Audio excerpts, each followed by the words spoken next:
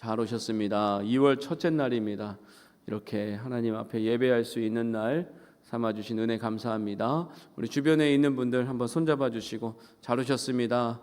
은혜로운 한 달 되십시오. 같이 격려하시기 바랍니다. 잘 오셨습니다. 은혜로운 한 달 시작하시기 바랍니다. 감사합니다. 우리 부부들끼리 안 하시는 것 같아요. 부부들끼리 한번 제가 보고 있습니다. 손잡아 주시고 잘 오셨습니다. 은혜로운 한 달 되십시오. 같이 해주시면 감사하겠습니다. 감사합니다. 계속해서 리딩 지저스를 이어가고 있습니다. 어제까지 창세기 다 읽으셨지요? 네, 이제 내일부터 출애굽기 시작입니다. 이번 주면은 출애굽기 다 읽으실 텐데 아직 시작 단계에 있습니다. 아유, 나는 틀렸어 이미. 나는 안 해. 이러시지 마시고 지금부터 시작하셔도 나중에 창세기만 따로 한번 읽으시면 됩니다. 아직 절대로 늦으신 게 아니니까요. 나한테는 링크가 안 오고 있는데 혼자 낙심하지 마시고 주위에 있는 누구에게라도 말씀하셔서 같이 링크 받으시고 같이 리딩 지저스 이어가시면 좋겠습니다. 그리고 3040 세대분들 제가 다 알지는 못하셔서 연락드리지 못한 분도 있는데 부담감 느끼시지 마시고 다 3층에 제 자리에 오셔서 같이 식사하시고 또 또래들과 교제하는 시간 가지심으로 우리 교회를 잘 적응하시고 또 잘 정착하시고 우리 교회를 또 이끄시는 분들이 되시니까 그렇게 교제 나누시면 감사하겠습니다. 광고 나간 것처럼 1층에 자녀들이 있으시면 1층에 자녀 편안하게 맡겨두시고 우리 3층 제 사무실에 오셔서 같이 교제하시기 바랍니다. 오늘 말씀은 출애굽기입니다. 말 그대로 애굽을 떠나는 기록입니다. 야곱과 요셉의 후손들이 애굽에 정착했는데 이 애굽에서 큰 민족을 이루었지만 미움을 받게 됩니다. 그래서 그 땅을 떠나 가나안 땅으로 향하게 되는 그 여정이 여기 담겨 있습니다. 이 출애굽기에 나오는 여러 가지 이야기들은 성경에서 계속해서 다루어지게 됩니다. 대표적으로 죄의 노예 생활로 대변되는 애굽의 생활에서 구출받는 것이 구원입니다. 그것이 유월절 사건, 홍해 사건으로 나타나게 되고 또한 시내산에서 말씀을 받는 사건도 바로 이 출애굽기에 나옵니다. 그리고 하나님이 우리와 언제까지나 함께 하신다라는 것을 나타내는 이 성막도 이 출애굽기에 나오며 불기둥 구름기둥 또 만나까지 하나님의 임재와 공급을 나타내는 내용도 여기에 있고 계속해서 구약 성경뿐 아니라 신약 성경까지 반복되는 내용이 여기에 있으니 이 출애굽기를 유심히 읽어보시기 바랍니다. 오늘은 특별히 거기에 나온 사건들 중에서도 대표적인 사건이라고 할 수 있는 유월절 제정에 대해 살펴보고자 합니다. 우리 1절 2절 말씀 같이 읽어보겠습니다. 1절 2절입니다. 시작. 여호와께서 애굽 땅에서 모세와 아론에게 일러 말씀하시되 이 달을 너희에게 달의 시작 곧 해의 첫 달이 되게 하고. 아멘. 하나님 그들에게 말씀하십니다. 애굽 땅에서 떠나는 이 달을 너희의 첫 달로 삼아라. 오늘은 특별히 2월 1일입니다. 하나님께서 이 말씀을 선포하시는 그날을 첫 달의 첫날로 삼기 원하셨던 것입니다. 오늘 2월의 첫날인데 하나님의 앞에 나왔습니다. 하나님께서 또 새롭게 시작하라고 하십니다. 그러니 두려워하지 마시고 담대하게 또 첫날의 은혜를 누리시며 나가기를 간절히 바랍니다. 이렇게 해서 유대인들은 이전 애굽에서 사용하던 달력과 이전에 사용하던 시간 체계를 새롭게 바꾸어 새로운 달력을 만들고 그 달을 아비벌이라고 하는 유대력의 첫 번째 달로 삼습니다. 그리고 오늘날 태양력의 3월 내지 4월에 해당한다고 합니다. 이는 우리에게 예수님을 믿고 믿음의 길을 떠나기로 작정한 그 날이 우리의 첫 번째 날이 됨을 의미합니다. 이 세상에서 우리의 육신이 태어난 날이 다 있습니다. 우리의 부모님을 만나는 날입니다. 하지만 예수님을 영접하는 날은 어떤 날입니까? 우리의 참된 부모님 되신 하나님을 영적으로 만나는 날입니다. 우리 사랑하는 교우님들, 예수님을 만나고 새롭게 태어난 이 날의 기억이 다들 있으시리라 믿습니다. 그리고 이 날의 기억이 아직 없으신 분 계시다면 하나님께 구하십시오. 하나님 나를 만나주시고 하나님 나를 주님의 자녀 삼으셨다는 인쳐주시고 성령님께서 나를 만나주시옵소서. 그렇게 구하실 때에 하나님께서 만나 주실 줄로 믿습니다. 이스라엘이 애굽에서 보낸 시기는 바로 아래에 있는 시기였습니다. 무의미한 삶의 연속이었습니다. 먹고 자고 일하고 생명을 유지했지만 말 그대로 죽음의 노예가 되었던 삶이었습니다. 그리고 부모님을 잃어버리고 혼자 살아보겠노라고 열심히 일하지만 정처 없이 떠도는 인생과 같았습니다. 하지만 이제 그들은 모든 예전의 과거와 결별하고 새롭게 시작합니다. 고아와 같던 그들이 참된 부모 되시는 하나님을 만나고 참된 가정을 이루게 된 것입니다. 우리 사랑하는 성도님들, 하나님 안에 있는 자는 말 그대로 일신우일신 하는 자들입니다. 제가 참 좋아하는 말 중에 하나입니다. 일신우일신, 다 들어보신 적 있으시리라 생각을 합니다. 무슨 뜻이십니까? 무슨 뜻입니까? 나날이 새로워지고 또 날로 새로워진다 라는 뜻입니다. 정말로 그렇습니다. 예수님 안에 있는 자는 나날이 새로워지고 또 날로 새로워집니다. 하지만 우리에게는 조금 더 깊은 의미가 있습니다. 바울은 이렇게 고백했었습니다. 나는 날마다 죽노라 라고 고백을 했습니다. 이 말은 반대로 하자면 날마다 나는 새롭게 태어나는 존재다 라는 뜻입니다. 우리는 날마다 잠들며 일종의 죽음을 경험합니다. 하지만 아침에 다시 일어나면서 무엇을 경험합니까? 부활을 경험하는 존재들입니다. 마찬가지입니다. 사랑하는 성도님들, 새롭게 시작할 수 있습니다.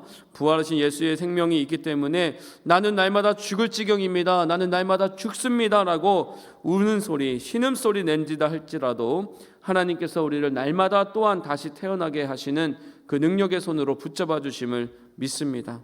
오늘 어떤 좌절과 어떤 절망과 어떤 고통 가운데 이 자리에 서셨는지 저는 모릅니다만 하나님은 아십니다. 그 하나님께서 지금 우리의 마음 문을 말씀으로 두드리시고 나를 믿으라, 나를 신뢰하라 할 때 그 하나님을 꼭 붙잡으시기 원합니다. 그렇게 하신다면 예수님을 붙잡고 영접하신 그날을 새로운 시작으로 삼아주시고 새로운 출발, 첫날로 삼아주실 줄로 믿습니다. 그렇게 선포하십시오. 그렇게 고백하십시오. 우리에게는 보이지 않지만 하나님은 새로운 길을 내시고 새로운 길로 우리를 인도하실 줄로 믿습니다. 과거는 상관없습니다. 정말입니다. 과거는 상관없습니다. 과거는 이미 지난 일입니다. 하나님이 새롭게 하시고 부활의 능력을 우리 각자에게 입혀주실 줄로 믿습니다. 구원은 이렇게 우리의 모든 우선순위와 시간표를 완전히 재조정하는 하나님의 탄생하게 하시는 사건입니다. 이제는 우리는 구원받은 자로서 새로운 시간을 살아가게 됩니다. 예전에는 제한된 시간을 위태위태하게 살아가는 존재였다면 이제는 영원한 시간을 허락받고 영원한 시간을 하나님과 누리며 자유롭게 살아가는 존재입니다. 죽음의 위험에서도 해방되었습니다. 이 세상의 모든 유혹에서도 자유로운 존재로서 예수님과 함께하는 영생을 누리는 존재입니다. 그렇게 하게 하시는 근거가 있습니다. 바로 어린 양이십니다. 그 내용을 함께 살펴보고자 합니다. 3절에서 6절 말씀 같이 읽습니다. 3절에서 6절입니다. 너희는 이스라엘 온 회중에게 말하여 이르라. 이달 열흘에 너희 각자가 어린 양을 잡을지니 각 가족대로 그 식구를 위하여 어린 양을 취하되 그 어린 양에 대하여 식구가 너무 적으면 그 집의 이웃과 함께 사람 수를 따라서 하나를 잡고 각 사람이 먹을 수 있는 분량에 따라서 너희 어린 양을 계산할 것이며 너희 어린 양은 흠없고 1년 된 수컷으로 하되 양이나 염소 중에서 취하고 이달 나흔 날까지 간직하였다가 해질 때에 이스라엘 회중이 그 양을 잡고. 아멘. 하나님께서는 이스라엘 온 회중에게 어린 양을 잡으라고 명령하십니다. 하나님의 말씀이 모세와 아론을 거쳐 온 이스라엘 회중에게 전달되고 그 어린 양 또는 어린 순양을 준비하는 기간이 약 열흘 정도는 소요될 것입니다. 그래서 온 백성에게 모세와 아론은 전합니다. 그 가족마다 어린 양을 또는 순양을 준비하되 그 가족의 구성원이 아마 10명에서 20명 정도 되었던 것으로 이해를 합니다. 그리고 한 마리면 이 정도의 인원이 함께 먹을 수 있다라고 계산하신 것으로 봅니다. 만약에 식구가 너무 적으면 집의 이웃과 함께 먹도록 계산하라라고 명하시기도 합니다. 하지만 그 양의 특징이 무엇입니까? 흠이 없는 일련된 수컷 양 또는 수컷 염소라고 합니다. 예수님을 상징하는 대표적인 이미지가 무엇입니까? 바로 어린 양이시지 않습니까? 이 어린 양의 이미지가 나타나는 것 물론 성경 곳곳에 있고 또한 창세기 22장에도 나오지만 이 출애굽기 6월절 명령에서 아주 극적으로 나타납니다. 예수님께서 우리를 위해 가장 젊고 가장 순결한 모습으로 오셔서 죽으신 그 모습을 상징하는 것입니다.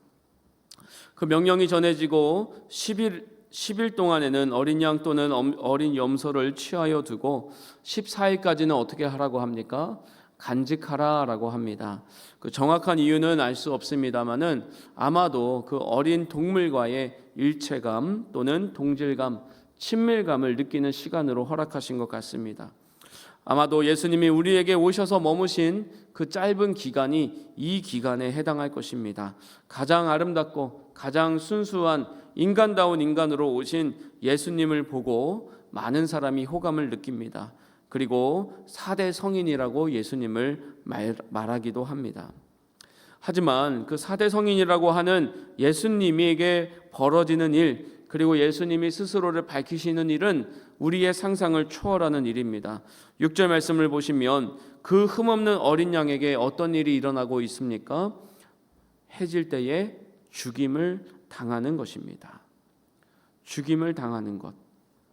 왜 그 어린 양이 죽임을 당해야 하겠습니까?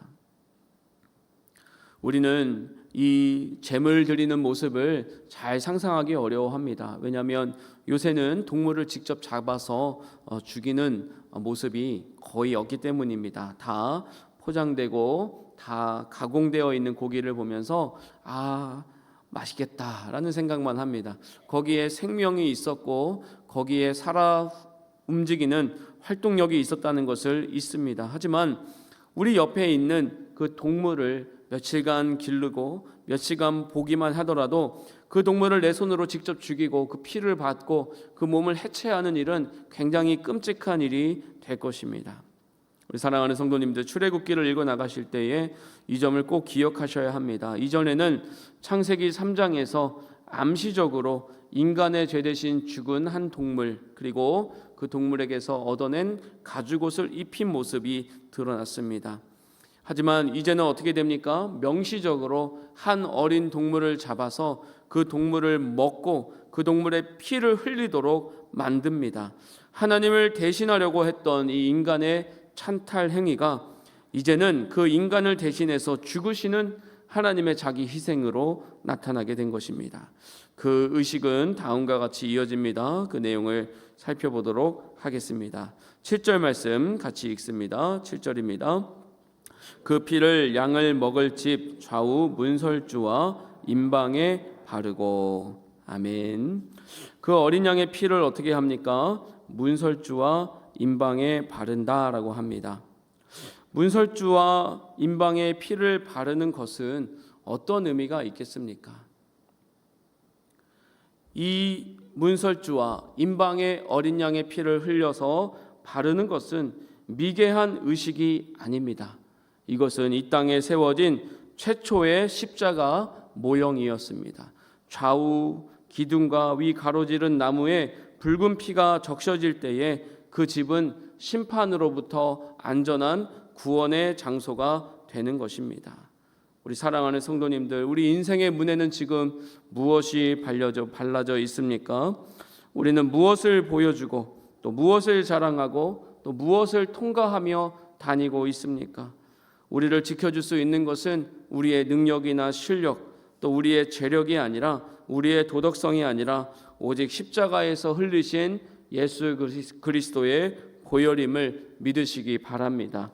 이것이 바로 십자가 형상이 처음으로 드러난 장면이다라고 할 수 있겠습니다. 그리고 8절부터 11절에 이르기까지 하나님은 또한 어린 양을 차리고 먹는 방법에 대한 지침을 제공하십니다. 한번 8절부터 11절 같이 읽어보겠습니다. 시작.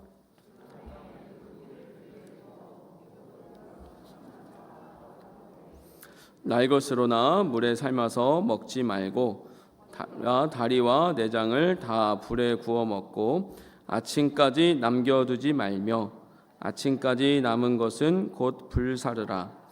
너희는 그것을 이렇게 먹을지니 허리에 띠를 띠고 발에 신을 신고 손에 지팡이를 잡고 급히 먹으라. 이것이 여호와의 유월절이니라. 아멘.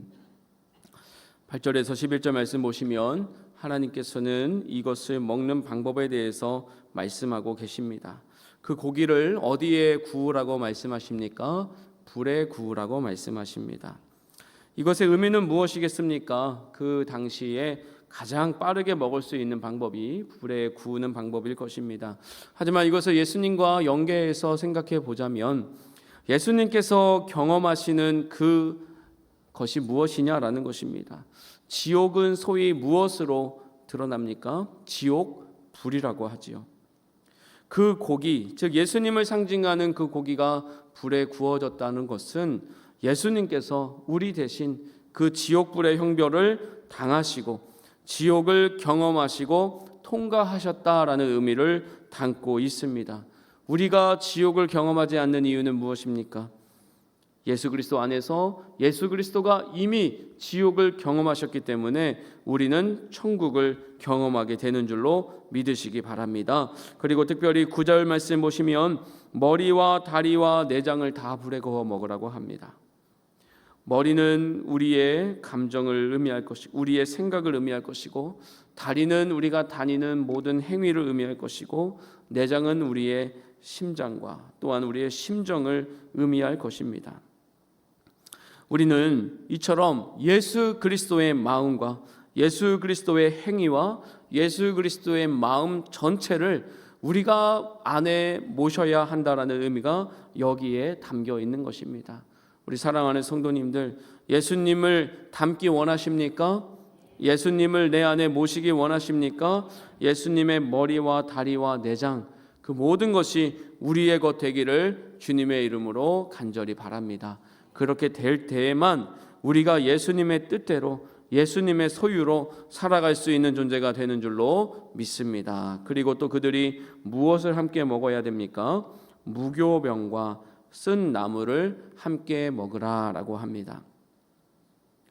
무교병은 무엇입니까? 누룩을 넣지 않은 떡입니다. 그래서 금방 만들어낼 수 있는 떡이고 누룩은 세상의 가르침을 의미할 때가 많이 있습니다. 그래서 이 무교병이라는 것은 우리가 주님 안에서 주님을 우리가 먹고 마신 상태로 나아가는 삶의 모습, 즉 성결한 삶을 나타내는 것입니다. 우리 사랑하는 성도님들, 이 자리에서 우리가 깨끗하게 또 성결한 자로 살아가겠노라 결심하시기 원합니다. 이 세상의 여러 가지 누룩과 이 세상의 모든 가치관들을 내가 다 먹고 마시고 배불러서는 예수님을 먹고 마실 수가 없습니다.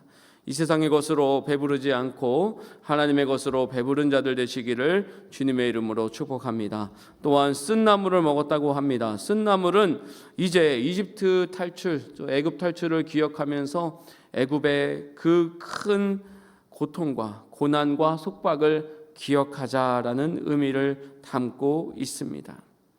우리 사랑하는 성도님들, 우리는 꼭 기억해야 합니다. 내가 예수 믿기 전에 얼마나 추악하고 또 얼마나 죄악되고 또 얼마나 괴로운 삶, 쓰고 정말 우리를 억박하는 그러한 삶을 살았는가라는 것입니다. 많은 이들이 죄를 너무나 가볍게 여기고 죄를 너무나 별것 아닌 것처럼 느끼기 때문에 우리에게 이 죄로부터의 자유를 주시는 하나님을 열정적으로 찬양하지 않습니다. 또 기뻐하지도 않습니다. 하지만 죄가 쓰게 느껴지기 전까지 그리스도는 달콤하게 느껴지지 않을 것이다 라고 말한 유명한 신학자가 있기도 합니다. 하나님께서 우리를 속박에서 해방하시고 생명을 주심으로 말미암아 우리를 위해 베풀어 주신 그 모든 좋은 일들을 기억하고 명심할 때에만 우리가 과거로부터 단절되고 과거를 달콤하게 여기고 그 죄악을 즐겁게 여기는 것이 아니라 정말 하나님이 주시는 새로운 삶을 즐겁게 여기고 감사하게 여기는 은혜가 있을 줄로 믿습니다. 그리고 이 사람들이 살아가는 이 모습을 보십시오. 어떻게 먹고 있습니까? 허리에 띠를 띠고 발에 신을 신고 손에 지팡이를 짚고 급히 먹습니다. 이것은 또 무슨 의미가 있겠습니까? 이 모습은 우리가 이 세상을 살아갈 때에 이 세상에 뿌리 내린 자로서 이 세상에 정착하고 이 세상에 큰 애착을 가진 자로서 살아가지 말라는 뜻을 또한 보이고 있습니다. 우리 모두는 예수님 만나는 동시에 천국 향하는 순례자가 되는 줄로 믿습니다. 천국 가는 순례자는 이 세상에 너무 큰 애정과 애착을 품지 않습니다. 언제든지 그 자리를 떠날 수 있고 언제든지 그 자리를 떠나야 한다라는 생각으로 살아가는 것입니다. 우리 목회자들은 세 가지 준비가 되어야 한다라고 말합니다.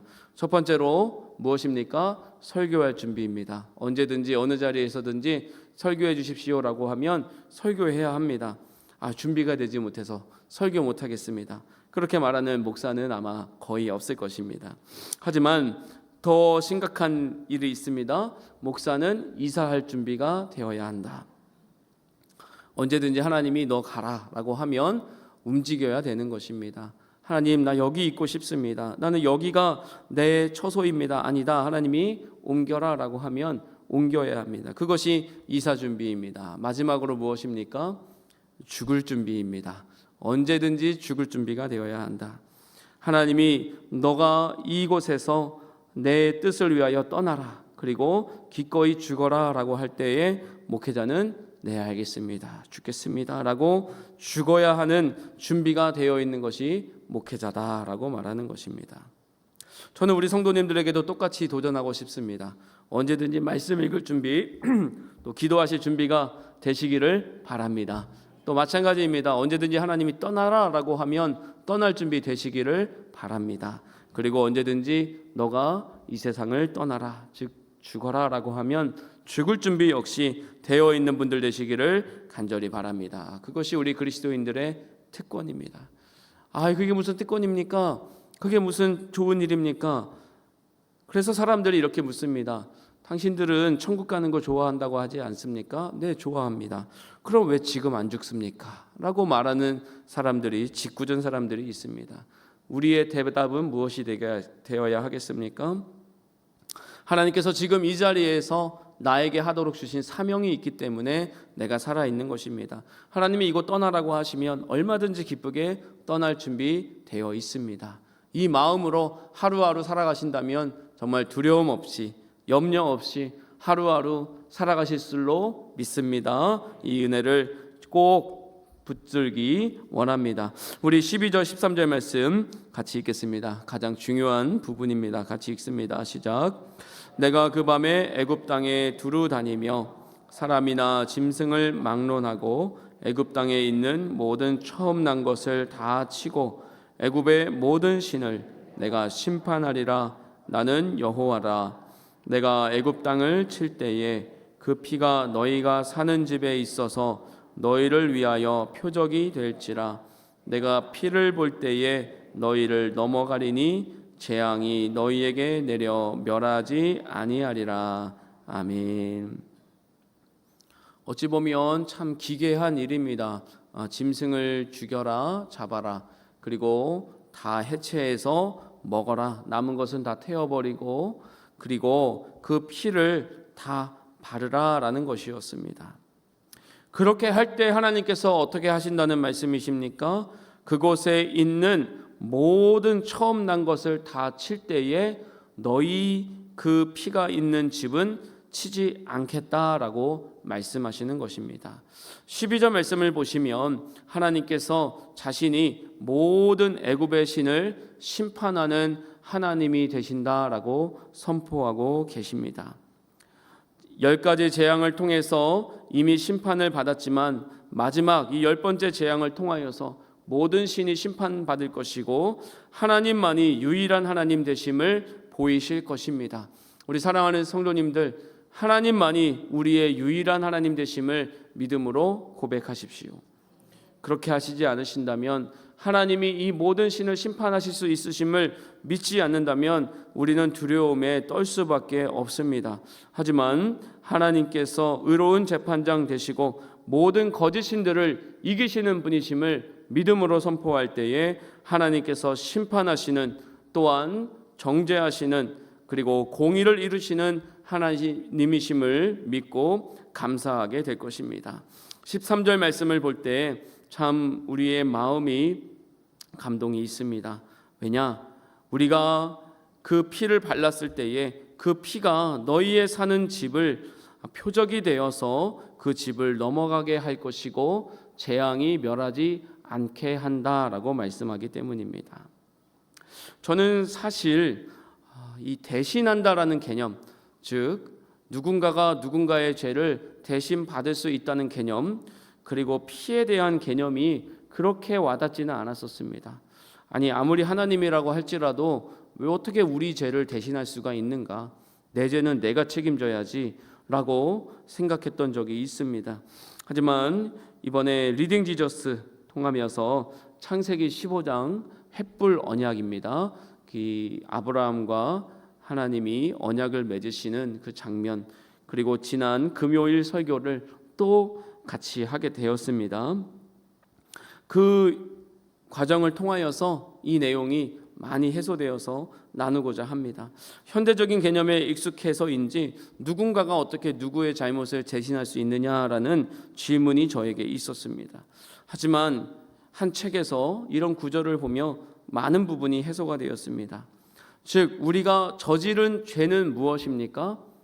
하나님을 대신하려고, 하나님을 찬탈하려고, 하나님을 반역하는 죄를 저질렀다라는 것입니다. 즉, 그러니까 그 죄의 본질은 대신하려고 하는 것입니다. 대신. 그런데 마찬가지로 하나님께서 우리에게 베푸신 그 은혜는 무엇인가? 우리가 하나님 노릇을 대신하기로 하신 것처럼 하나님께서 하나님 노릇을 하기로 한 인간을 용납하시고 인간 노릇을 대신 해주기로 하셨다라는 것입니다. 그래서 우리가 하나님을 대신하려고 하면서 지은 모든 죄의 대가를 본인이 인간 대신 하시기로 하면서 치르셨다라는 것입니다. 그렇게 대신의 죄가 대신의 값으로 해결됐다는 것입니다. 그것이 바로 예수 그리스도의 공로를 힘입어 예수 그리스도의 대속 제물의 의를 우리가 힘있게 되고 입는다는 성경의 진리인 것입니다. 더 나아가 피도 마찬가지입니다. 창세기 15장 아까 말씀드렸는데 언약을 체결할 때 어떻게 체결됩니까? 동물을 쪼갭니다. 그리고 피가 낭자한 그 사이를 두 사람이 지나갑니다. 지나가서 우리가 이를 약속을 하는데 약속을 누가 어긴다면 이 동물처럼 죽어질 것이고 이 동물처럼 피를 흘릴 것이다 라고 하는 그 저주의 언약이 거기에 담겨 있습니다. 하지만 창세기 15장을 보면 어떻게 하십니까? 하나님께서 아브라함을 잠들게 하십니다. 그리고 그 쪼개진 동물 사이를 아브라함은 지나지 못하게 하시고 본인이 홀로 지나가심으로 말미암아 만약에 그 언약이 깨졌을 때에 책임을 져야 한다면 그 책임은 하나님 편에서 다 지기로 작정하셨다는 것이 그 횃불 언약의 증거인 것입니다. 똑같은 진리가 여기에도 적용이 되고 있습니다. 동물의 피를, 동물을 쪼개서 동물의 피를 흘려서 발랐습니다. 그런데 이 피를 발랐다는 것은 그 무언가의 희생이 주어졌다는 것입니다. 그런데 그 희생의 주체가 누구입니까? 바로 인간이 아닌 하나님이시라는 것입니다. 즉 우리가 저지른 죄의 대가를 하나님 편에서, 예수님 편에서 치르시기로 작정하시고 치르셨다는 증거를 거기에 칠했을 때에 그 하나님의 모든 재앙과 그 모든 분노가 그것을 뛰어넘었다, 또한 넘어갔다라고 하는 것이 바로 이 유월이라는 뜻인 것입니다. 우리 사랑하는 성도님들, 이 은혜가 우리 안에 넘치기 원합니다. 하나님께서 내 죄를 뛰어넘으셨다. 그 이유는 무엇인가? 하나님께서 내 대신 그 죄값을 치르시고 하나님 편에서 손해를 다 담당하셨기 때문이다. 이 사실을 믿음으로 받아들이시기 원합니다. 이 사실을 받아들이실 때 우리의 참으로 자유가 있습니다. 내가 한 것은 아무것도 없지만 예수 그리스도를 믿고 예수 그리스도의 보혈을 나의 문에 나의 몸에 바른 것뿐이지만 그것 때문에 내가 살아나고 그것 때문에 내가 하나님과 영원히 화해했다라는 증거가 여기 이미 주어진 것입니다. 그렇게 하는 자들에게 주어지는 약속과 또한 그 체결이 된 언약이 무엇입니까? 14절입니다. 14절 말씀 같이 읽겠습니다. 14절입니다. 시작. 너희는 이날을 기념하여 여호와의 절기를 삼아 영원한 규례로 대대로 지킬지니라. 아멘. 그렇습니다. 하나님께서는 이스라엘에게 명하십니다. 이날을 기념하라. 기념하라는 것은 단지 기억하라는 것이 아닙니다. 그 구원의 능력을 지금 현재로 가져와서 나의 것으로 만들어 영원히 지키라는 것입니다. 그렇다면 이 약속은 지금 우리에게 무엇으로 현실화가 되었습니까? 바로 성찬의식입니다. 성찬의식이 이미 이 이스라엘을 구출해낼 때부터 제정되었고 우리에게 주어진 것입니다. 우리 사랑하는 성도님들, 아까 제가 말씀드렸습니다. 그 흠없고 순결하신 예수님께서 우리 대신 죽임당하시고 쪼개시고 피가 흘려지시고 그 몸은 불에 구워져서 우리에게 먹힌 바 되었습니다. 이제 예수 그리스도의 살을 먹고 예수 그리스도의 피를 마시는 우리 모두에게 이 예수 그리스도의 생명과 예수 그리스도의 의가 입혀졌음을 믿으시기 바랍니다. 이것을 기억하고 예수님의 모든 것을 나의 것으로 받아들이며 예수님을 나의 주님으로 고백하는 모든 이들에게 하나님의 이 영원한 약속, 내가 너와 동행하며 내가 너의 모든 것을 책임지며 너의 모든 죄악을 나의 것으로 삼고 너는 의로운 존재, 나의 자녀되게 삼아주신다는 그 믿음을 우리에게 주신 것입니다. 사랑하는 성도님들, 오늘 말씀을 맺겠습니다. 우리의 힘으로 한 것은 없습니다. 오직 예수 그리스도의 이 사랑스러운 몸이 쪼개지시고 피가 흘려지심으로 말미암아 우리의 모든 것들이 예수님께 대신 주어졌고 그 예수님의 의는 대신 우리에게 주어졌음을 믿으시기 바랍니다. 또한 우리는 성찬식으로 이 예식을 지금까지 이어오게 되고 예수님을 먹고 마심으로 우리가 예수님 안에서 하나 되는 존재, 예수님 안에서 용서받은 존재라는 것을 이해하게 됩니다. 또 마지막으로 우리는 이 예수님을 받은 자로서 이 세상에 정착하고 이 세상에 우리의 영원한 거주지로 삼는 것이 아니라 하나님을 향하여 나아가고 천국을 향하여 나아가는 삶을 살아가는 존재가 되었음을 선포하고 있습니다. 그러한 존재로 또 한 주, 또 한 달, 또 남은 11개월의 삶을 살아가시는 우리 모든 평화의 성도님 되시기를 간절히 바랍니다. 그리고 맨 처음 말씀 기억하시지요? 하나님의 말씀에 따라서 새로운 달과 새로운 날을 삼으신 것처럼 우리 2월 달을 계획하실 때 남은 2026년을 계획하실 때에 그 중간에 그 중심에 무엇을 두시겠습니까? 내 계획, 어떻게 하면 돈이 더 많이 벌릴 것인가? 어떻게 하면 우리 자녀가 더 좋은 것을 누리게 할 것인가? 다 좋은 것입니다. 하지만 그것보다도 더 중심에 예수 그리스도를 두시고 예수님을 통하여서 내가 삶을 어떻게 꾸려갈 것인가? 이것을 작정하시고 하나님 앞에 결단하실 때에 하나님께서 더 좋은 것으로 채워주실 줄을 믿습니다. 예수님 중심으로 살아가시고 또 이번 한 주 예수님을 읽어내고 예수님을 닮고 예수님을 본받는 우리 모든 평화의 성도님들 되시기를 간절히 축복합니다.